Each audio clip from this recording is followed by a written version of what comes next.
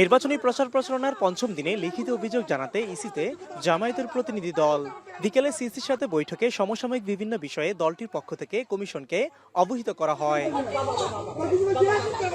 এ সময় অভিযোগ করা হয়, বিভিন্ন স্থানে প্রচারণার সময় হেনস্থা ও হামলার শিকার হচ্ছেন জামায়াতের নারী কর্মীরা।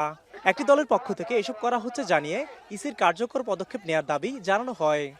দেশের বিভিন্ন জায়গাতে তাদের উপর হামলা হচ্ছে, তাদেরকে নাজেহাল করা হচ্ছে, তাদেরকে অপদস্থ করা হচ্ছে এবং কোনো কোনো জায়গাতে খুবই লজ্জাজনকভাবে তাদের নেকাব পরিহিত অবস্থায় থাকলে তাদের নেকাব খোলার জন্য বলা হচ্ছে। তাদের অনেকের হাত থেকে মোবাইল ছিনিয়ে নেওয়া হচ্ছে। ঢাকা 15 সহ ঢাকার বিভিন্ন আসনগুলোতে, দেশের বিভিন্ন এলাকাগুলোতে এই ঘটনাগুলো পরপর ঘটে যাচ্ছে। আজকেও এই ধরনের ঘটনা কয়েকটি জায়গাতে ঘটেছে।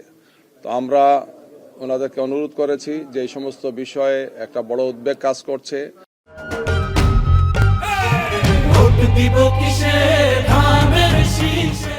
এদিকে সিইসির সাথে সাক্ষাৎ শেষে এনসিপি নেতা হাসনাত আব্দুল্লাহ বলেন, নির্বাচনে আচরণবিধি লঙ্ঘন, বিভিন্ন আসনে এনসিপির প্রার্থীদের উপর হামলার ঘটনা নির্বাচন ঘিরে দমন প্রেরণের বার্তা দেয়। প্রতিপক্ষের নির্বাচনী কার্যক্রমকে, প্রচার কার্যক্রমকে এভাবে আক্রমণ করার যে প্রবণতা, সেটি আসলে কতটা নির্বাচন দিন পর্যন্ত কতটা অংশগ্রহণমূলক নির্বাচন পরিচালিত হবে, সেটি নির্বাচন কমিশনের জন্য একটি চ্যালেঞ্জ বলে আমরা মনে করছি। এর আগে দুপুরে সমসাময়িক পরিস্থিতি নিয়ে ব্রিফ করেন কমিশনার আব্দুর রহমান এল মাসুদ। জানান, ঋণ খেলাপি, দ্বৈত নাগরিকত্ব সহ কোনো বিষয়ে কেউ তথ্য গোপন করে থাকলে ভোটের পর প্রমাণিত হলে ব্যবস্থা নেবে নির্বাচন কমিশন।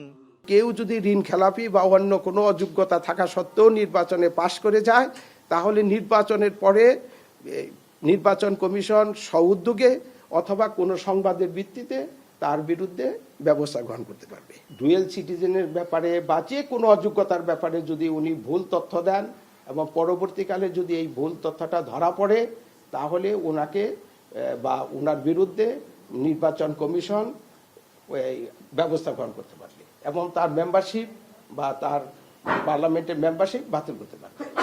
আর নির্বাচনের লেভেল প্লেইং ফিল্ড আছে বলেই প্রার্থীরা প্রচারণা করতে পারছে বলে দাবি করেন ইসি সচিব। ইন কান্ট্রি পোস্টাল ভোটের ব্যালট পেপার আজকে থেকে ডিস্ট্রিবিউশন শুরু হয়েছে, যে বিভিন্ন জায়গায়, যে দেশের ভিতরে যারা 3টা ক্যাটাগরির ভোটাররা যেটা পাবেন ব্যালট, সেটা হচ্ছে যে একটা সরকারি চাকরিজীবী, একটা যারা আপনার ভোট ব্যবস্থার সাথে জড়িত আছেন তারা, আর যারা আইনি হেফাজতে আছেন, এদের ব্যালট আজকে থেকে ডিস্ট্রিবিউশন শুরু হয়েছে। গণভোট এবং জাতীয় সংসদ নির্বাচন এর ভোট গণনা কনকারেন্টলি হবে, পাশাপাশি হবে, যাতে একটা ভোট হয়ে গেল আমি জিতে গেলাম বা হেরে গেলাম এই নিয়ে আর বা ইত্যাদি এই জিনিসগুলো যেন না হয়। বিদেশে যদি আচরণবিধি লঙ্ঘন করেন তাহলে সেটা ব্যক্তি পর্যায়ের।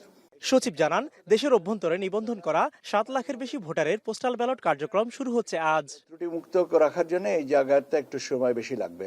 মিয়া আমিরুল, এখন, ঢাকা।